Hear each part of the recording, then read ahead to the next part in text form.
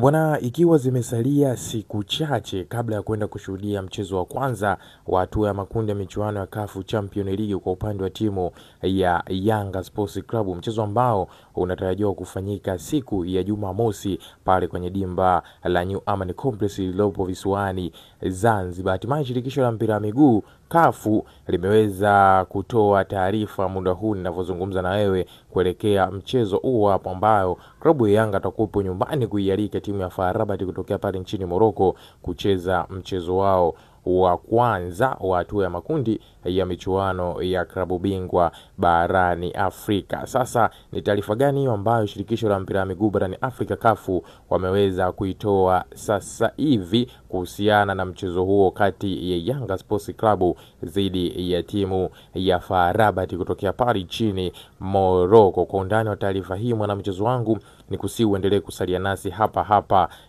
Bongo Vibe TV ili uweze kujipatia taarifa zote mpya zile za kimichezo ambazo sisi huwa tunakusogezea wewe kila siku kupitia hapa Bongo Vibe TV. Na ili usiendelee kupitwa na taarifa hizi, hakikisha una subscribe channel yetu kwa kubonyeza maneno mekundu yaliyo chini ya video hii yaliyoandikwa subscribe, kisha kutani on notification ili uweze kuwa mtu wa kwanza kuweza kupata taarifa zetu zote mpya zile za kimichezo ambazo sisi huwa tunakusogezea wewe kila siku kupitia hapa Bongo Vibe TV. Habari zitakuja moja kwa moja kwenye simu yako ya mkononi, na utaka kuwaza utapata wapi taarifa mpya kimichezo, bali zitakuja moja kwa moja kwenye simu yako ya mkononi. Sasa kama tayari umekushaweza kusubscribe channel yetu, twende tukaangazie kuhusiana na taarifa ambayo nimeweza kukujuza hapo awali juu ya shirikisho la mpira miguu barani Afrika CAF kuweza kutoa taarifa yao muda huu hapa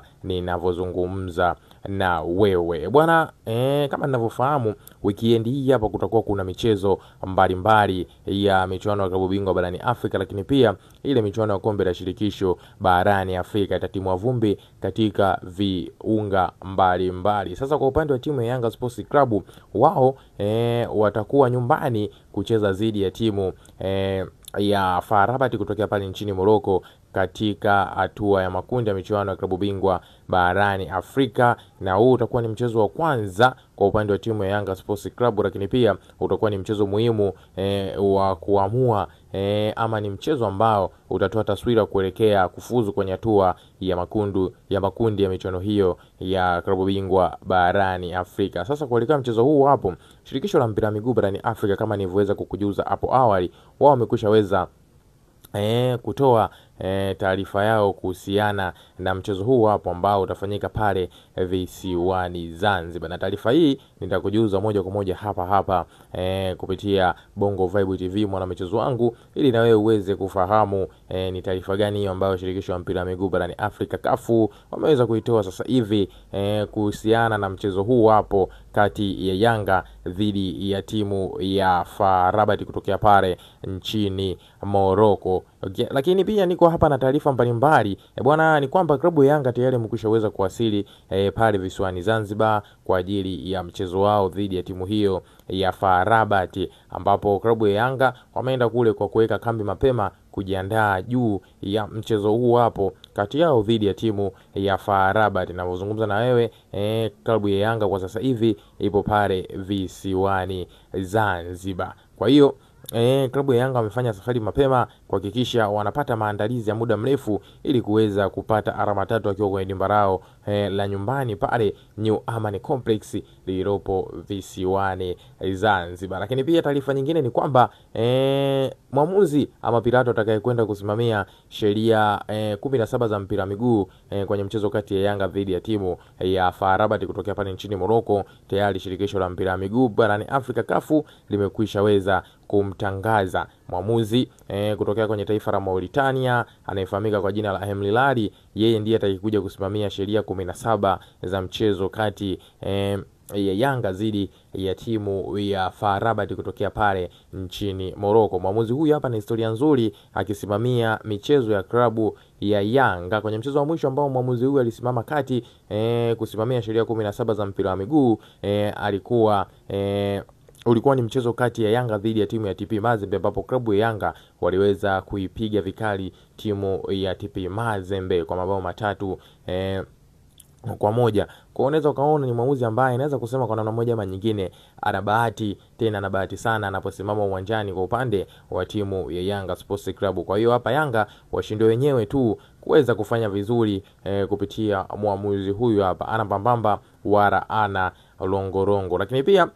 klabu ya Yanga bwana kwenye michuano hii ya klabu bingwa barani Afrika wao wana rekodi yao mpaka sasa hivi wameweza kujitengenezea kwenye michezo ya kwanza kwenye hatua ya makundi ambayo klabu hiyo inakwenda kushiriki. Hii naweza kusema sio nzuri sana kwa upande wa Yanga, kwa maana ya kwamba ndani ya misimu miwili klabu ya Yanga kwenye michezo yao ya kwanza ya hatua ya makundi ya michuano ya klabu bingwa barani Afrika waliweza kupoteza michezo yote miwili. Mchezo wa kwanza uliofanyika kwenye msimu wa 2023-2024 klabu ya Yanga waliweza kupoteza bao 3-0 dhidi ya CR Belouizdad kutokea pale nchini Algeria. Lakini pia mchezo wa kwanza mwingine uliofanyika kwenye msimu wa 2024-2025 klabu ya Yanga waliweza kupoteza kwa bao 2-0 dhidi ya timu ya Al Hilal Omdurman. Ikiwa hii yote ni michezo ya hatua ya makundi ya michuano ya klabu bingwa barani Afrika na michezo ya kwanza ambayo klabu ya Yanga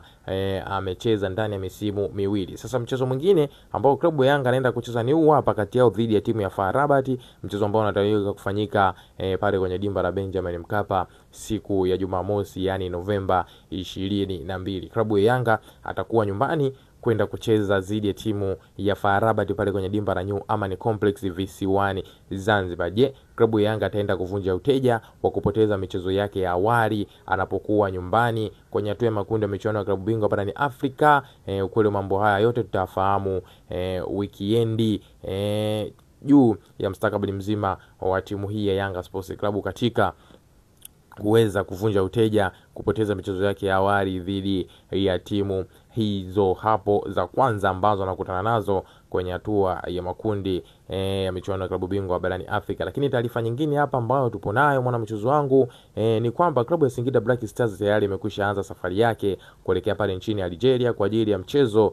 dhidi ya timu ya CR Belouizdad kwenye hatua ya makundi ya michuano ya kombe la shirikisho barani Afrika. Kama ninavyofahamu, timu ya Singida Black Stars imeweza kufanikiwa kutinga kwenye hatua ya makundi ya michuano ya kombe la shirikisho barani Afrika, na kundi lake mpinzani wake wa kwanza ambaye anaenda kukutana naye ni timu ya CR Belouizdad kutokea pale nchini Algeria. Hivyo Singida Black Stars chini ya kocha wake mkuu Miguel Gamondi tayari kikosi hiko kimekushaweza kuanza safari kuelekea pale nchini Algeria kwa ajili ya maandalizi ya mapema ya mchezo huo kati yao dhidi ya timu ya CR Belouizdad kutokea pale nchini Algeria. Huenda klabu ya Singida Black Stars wakafanya makubwa kwenye mchezo huu hapo. Lakini ukiachana na taarifa hiyo Singida Black Stars kuelekea pale nchini Algeria kwa ajili ya mchezo wao wa kwanza wa hatua ya makundi kombe la shirikisho barani Afrika dhidi ya timu ya CR Belouizdad. Lakini taarifa nyingine ni kwamba iliweza kutufikia hapa inasemekana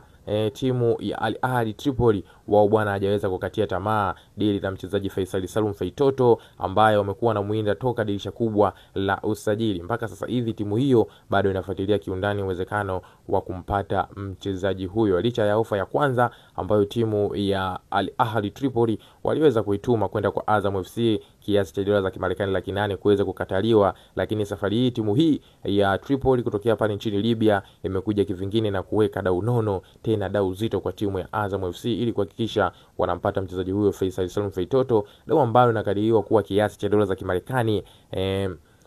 milioni 2 ambao ni sawa na takriban bilioni 4.5 pesa zetu za Kitanzania, ili kuhakikisha wanampata mchezaji huyo Faisal Salum Feitoto ambaye kwa sasa hivi ameweza kubakisha mkataba wa mwaka 1.5 kuitumikia klabu hiyo ya Azam FC. Kwa hiyo hapa akili kumkichwa kwa upande wa timu ya Azam FC kuona kama watachukua kiasi hiko cha pesa ama wataendelea kupinga ama kuendelea kumbagiza mchezaji wao Faisal Salum Feitoto ambaye ni tegemeo kubwa ndani ya kikosi hiko cha Azam FC.